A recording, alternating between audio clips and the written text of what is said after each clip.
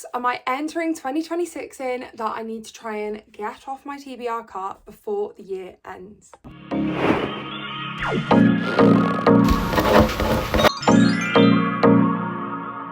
Hi guys, welcome to my channel, welcome back to my channel. Thank you for clicking on today's video. Today we're going through every single book that I currently own physically going into 2026, because my goal for this year is to read every single book that I go into the new year in by the end of the year, physically. I have a lot of books on my Kindle and I am notorious for Kindle Unlimited, and so that's impossible, but I would like to get every single book that I'm kind of entering the year in with off my TBR by the end of the year. So we're constantly refreshing, because a few of these I've had on my TBR cart for years and I will try and point them out. There are a few which you might see coming up in a 26 and 2026 video. We might have already seen that. I think you've seen that. So you've already seen a few. The ones that I'm going to get to this year, because I didn't quite finish my 25 in 2025. And I think there's one more book that I might read at the end of this year. So I'm currently filming this on the 29th of December. So these are all the books that I'm going into, but I do have a couple of books on audio and there's one of them that I will probably get to before the new year starts, so I might finish that one, but if not, these are the books I'm entering 2026 with. We're gonna go, obviously, as you all know, my cart is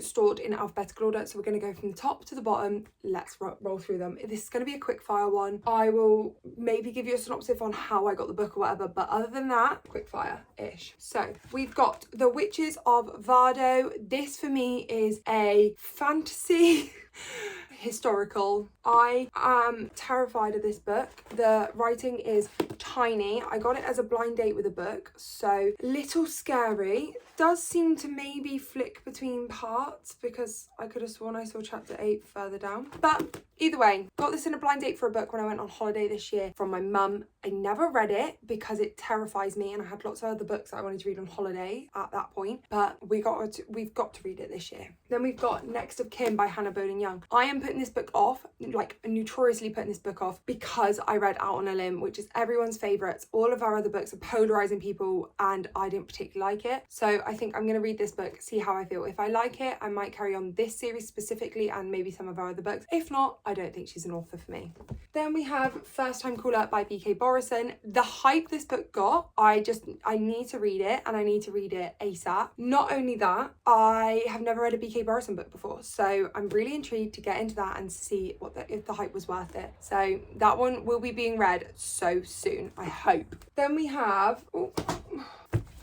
Whoa. So we have The Hunger Games, Catching Fire, Mockingjay, and The Ballad of Songbirds and Snakes. I need to buy Sunrise on the Reaping. However, I want to get it in the cover that matches these, and at the moment it is only out in hardback. So I'm kind of holding out for that so that they can all match. But I've read the Hunger Games trilogy before, so The Hunger Games, Catching Fire, and Mockingjay. I read them when I was younger, so those will be a reread for me, but I've not continued on the series, and I am intrigued. I was intrigued when The Ballad of Songbirds and Snakes came out. I haven't watched the film, so I feel like this will be really lovely, and I think I'll probably read one, watch the film, read the next, watch the film. So that's going to be a little task that I'm going to have for the year, is to get through this series and watch all of the films, because I love them. They are cinematic masterpieces, and so I'm intrigued to see the latest 2 films as well. Then we have the books that decided they wanted to fall over. We've got A Tide of Treason. I got this one in an Indecent Book Box subscription. I currently no longer subscribe to the book box.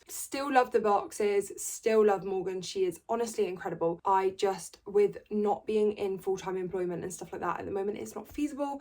And also I kept getting books that I was like, oh, I don't really think I will read them or enjoy them, and so I've just taken a step back for a minute. I'm gonna reevaluate it, and maybe when I get a full-time job I can go into the subscription and have a better idea, because I know she's kind of diversifying her subscription, so you likely get books that you enjoy. But I got this one. I'm intimidated because it is like fantasy, and we all know that I don't read a lot of fantasy, but the writing is gorgeous. The book is floppy because it's an indie book, so, and it's on KU, I think. So I am intrigued by this one, and I will be getting to this one as soon as I can. And then we've got Room by Emma Donoghue. I got this one free at university when I went for my undergraduate when I was 18. I am now 26. I've never read this book. That needs to change. And this is the year it's going to change. Let's put them back.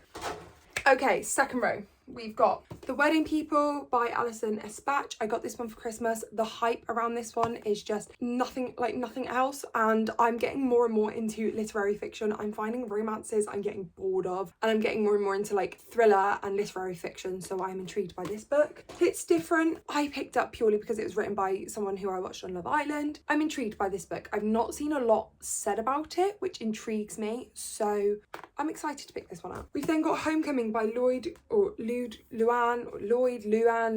Goldie. I've had this one for years. Something about it is not drawing me to pick this up, so if this is not, I think a lot of these books where I'm like, oh, I'm not sure, if there's a book on here which I'm like, no, I absolutely really want to get to it, but I just don't get to it this year for whatever reason, then I will keep it for 2027. But I think a few of these books where I'm a bit like, oh, I'm not sure, don't think it's going to be my thing. If I don't pick it up in 2026, it's going. We're saying goodbye, because this one I've had on my TBR for years and I've never got around to it, so this is the year. Then I've got my Ali Hazelwood collection. I've just done my hair and my hands are all oily. I think it's slipping. We've got Love on the Brain, Love Theoretically, and Not in Love. I read The Love Hypothesis around this time last year actually. Fell in love with it, read it in a day. Haven't picked up a single other book from her since. So need to get through these books. And then I'm really intrigued by Mate and Bride, as well as Deep End as well, because I've seen a few people, it's like reviews on that. So I will be getting to more Ali Hazelwood this year because I did love The Love Hypothesis, and these are still her STEM romances, which everyone knows and loves. So I'm very intrigued by these, and I gave all 4 of these books to my brother's girlfriends for Christmas, and so we are starting a book club, and so I'm sure it'll be nice to kind of see her read them and me read them alongside her. Then we've got Elizabeth is Missing. I picked this one in a charity shop, haven't read it. I got it last year I think, so it's not been on my TBR for a while, but it is one that's intriguing me, so that's always a good sign. Then we've got Eleanor Oliphant is Completely Fine. This is a book that I've heard so many good reviews about. Everyone that's read it raves about it, loves it. I need to get to it, so I think I'm able to get the audiobook for this one, which always helps me read books, so I'm intrigued by this book. I want to get to it,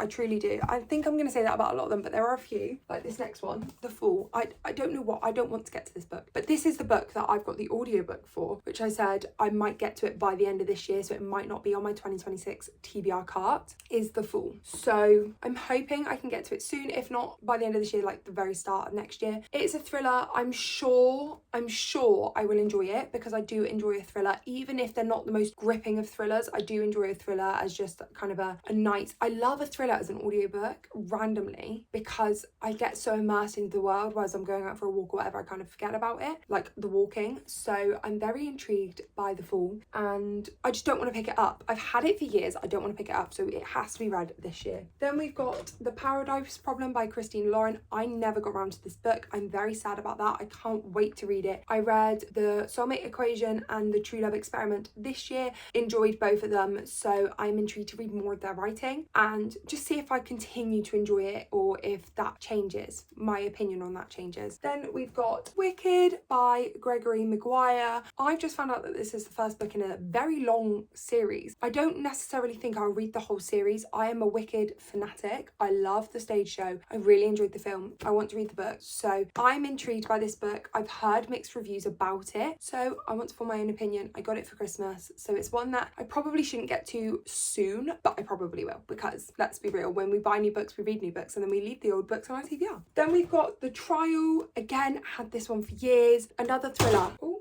another thriller. I seem to just pick up thrillers because I know I enjoy them and never then want to read them. I think romance book covers are just so much more intriguing. They grab you in a bit more. They kind of entice me in, whereas thrillers, I do enjoy them. I do enjoy reading them and I do get hooked, but they're just boring. Look at the cover of that, and then look at like The Paradise Problem. That one draws you in more because it's colourful, it's vibrant. This one, boring. But like The Girl Before, the cover of The Girl Before was so unexpected and it didn't lead to anything. The Silent Patient as well, they're all good thrillers I enjoyed, but yeah, they don't pull you in. So I'm intrigued by this one. It has to be read this year. And The Inmate, which is my my Frida McFadden book of the year this year.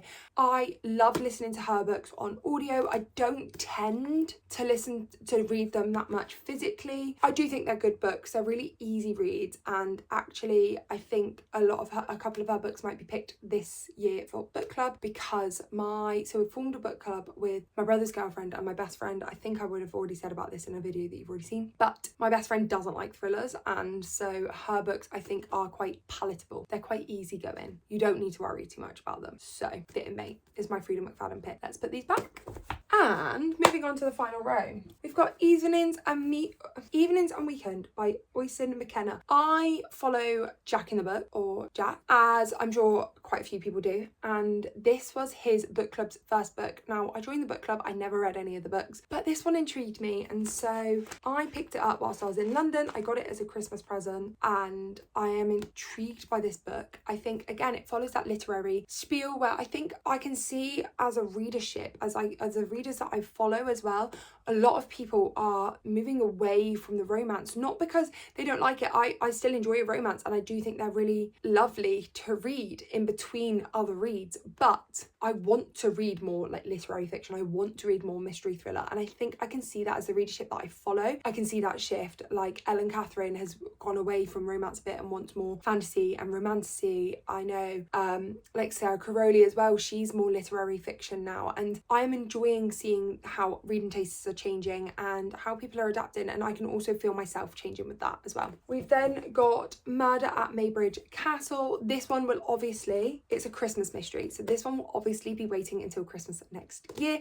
which will be a little bit frustrating because I could have got rid of all of these books and this one be left. So I got it as a Christmas present this year from my brother's girlfriend. She was like, you've got so many books, I don't want to put like romance, thriller, anything else on there. So she was like, I want like a Christmassy book, and I was like, that's absolutely fine, it will be saved for next year. So I can look forward to starting my Christmas holiday romance or holiday collection next year. And also, it's not a romance, it is a thriller. It's like a Christmas crime, so that's another genre, because I think every time I think holiday romance, and actually reading a holiday crime will be really interesting. We've then got The 1+1 by Jojo Moyes. This is a brick. I have no idea what this is about. I am morbidly intrigued because it is so long. How long is it? It's 516 pages long, so I'm morbidly like intrigued, but I think this one will have to be an audiobook because it's just too long to justify reading physically, but I'm sure I'll enjoy it. I enjoy her other work. Nothing ever groundbreaking, but easy fun reads. Then we got The Switch by Beth O'Leary. The Flat Share I loved. Let's see if I've got the same like joy with her other book. I'm intrigued to get into more of her works, see how I feel about them, see if I like them, and yeah, another book by Beth O'Leary. Intrigued. Then we've got Liar by Leslie Pierce. I've had this book for forever and it needs to be read. Another thing about a thriller, I'm not drawn into them. I love a thriller, but I think I like the thrillers with the hype, and I struggle to pick up thrillers that have either previously been hyped or I've not heard much about, and this is one that I've not heard much about. So I'm intrigued by it. I want to get to it. This is the year. This is why I'm saying that these books need to be gone by the end of the year, because actually I can hold myself accountable to this. I will read more books than just what's on the TBR cart. I worked so hard last year and get my series down that this year it's physical TBR time. Then we've got New York Valentine by Carmen Reed. I think this is book like 4 or 5 in the Annie Valentine series. I'm trying to find I know it's not book 1. I know they're not like interconnected standalones either. Oh, let's have a look. Yeah, so we've got The Personal Shopper, Late Night Shopping, How Not to Shop, Celebrity Shopper, and then New York Valentine. So that's 5. It's book 5 and I think a 7 or 8 book series, which I'm hoping to get through slowly this year. So New York Valentine by Carmen Reed. Then we have If We Were Villains by ML Rio. I've heard so much about this book. I've heard it's like Shakespeare drama, and I used to do musical theatre and drama, so that's intrigued me, and I've heard so many good things that I've been so drawn into this book, and so picked it up, got it as a Christmas present, and yeah, I think this is another one which I probably shouldn't pick up straight away, but will be being read relatively soon. Another one that I've had for years, we've got Coming Home by Melanie Rose. This will probably be an audiobook one. I'm sure it will be better than what it looks. It just doesn't draw me in, and I find that difficult. We'll see. Another indecent book box pick, which is a fantasy, which I wouldn't normally pick for myself, is A Pocket of Lies. Again, what I struggle with there's a lot of these are book ones in series, and I'm just like, I feel like I'm getting drawn into a series if I read this book, but actually I might not like this book, and that's why I keep telling myself. I've just done it with We Were Liars. I didn't particularly like the book. I wasn't drawn into it. I'm not going to continue the series. Same with Get a Life, Chloe Brown. I enjoyed Chloe Brown. Have I thought about reading the other two books? No, and they were two books which I'm like, oh, if I just got through those two books, then I'd be a series down, like obviously working through my series tracker, and it's just not pulling me in. So A Pocket of Lies is a fantasy, again another indecent book. Am I intrigued to pick it up? Not really. Am I going to try and get to it this year? Yeah. I think what we're going to have this year is a few books I'm avoiding videos, because I feel like that's going to be the best way for me to get to some of these books. Then we've got The Invisible Life of Addie LaRue, a Brit. I'm getting more and more into fantasy. I'm feeling like I can understand it a bit more, and I'm kind of shying away from feeling like it's just not my thing, because I enjoyed Caravel, I enjoyed Infinite Fates, I've enjoyed a few others. So I've heard so many good things about this. I am intimidated because it is a brick, but how many pages is it? But I've heard so many good things that how can you not enjoy them? This one is 541 pages. So this is probably going to be one of the longest on my TBR. I think, if not the longest. Then we've got Heroes Saving Charlie by Ori Wallington. This has been on my TBR for years. There's a few of them. I think I will go through the ones that if I don't read them this year, they're cold. Obviously most of them should be read this year, but this is one has to be read. If it's not read by like August time, start shouting. Then we've got One Perfect Couple by Ruth Ware. I'm intrigued because I read Woman in Cabin 10, loved it, one of my favourite books of all time. Woman in Suite 11, hated. Then I think I read, sorry, my bookcase is over there and I'm just looking at it. Then I read The It Girl by her, didn't like that either. So I think this one's like a make or break, because I loved one of her books. I haven't liked the other two. So I'm going to see if I like this one, then I might continue on with her works. If I don't, thanks for the great book, but it's not for me. And last but not least is The Sun Is Also a Star by Nicola Yon. Again, another book I've had on my TBR for ages, and I know I am going to enjoy it. I'm sure it's going to be slightly sad, but I know I'm going to enjoy it. It's going to be like a YA throwback to my teenage years, because this is the type of book I would have read then. But yeah, I need to get to it. Right, let's put these back. Then we're going to do a count up total, and then I'm going to highlight the books that have to be read this year. If they've not been read by August, you need to be shouting at me.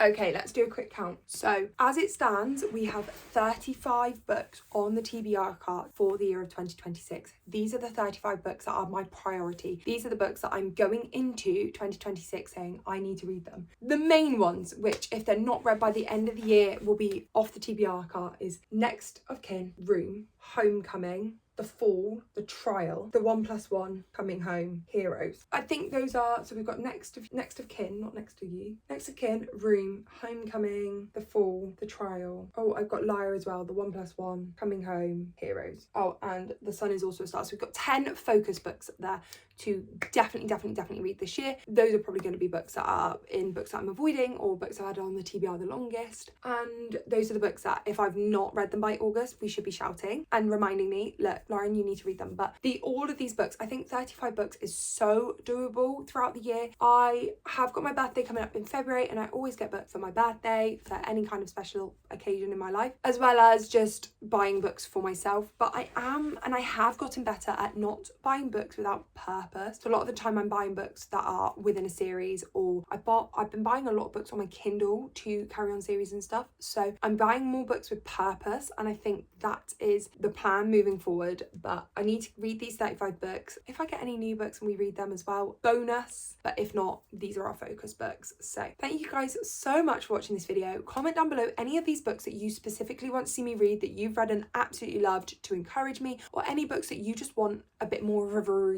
a review on, a bit of books that you're not sure on or you like the look of, and I will endeavour to get that to you. But thank you for watching this video, and I look forward to seeing you next time. Bye.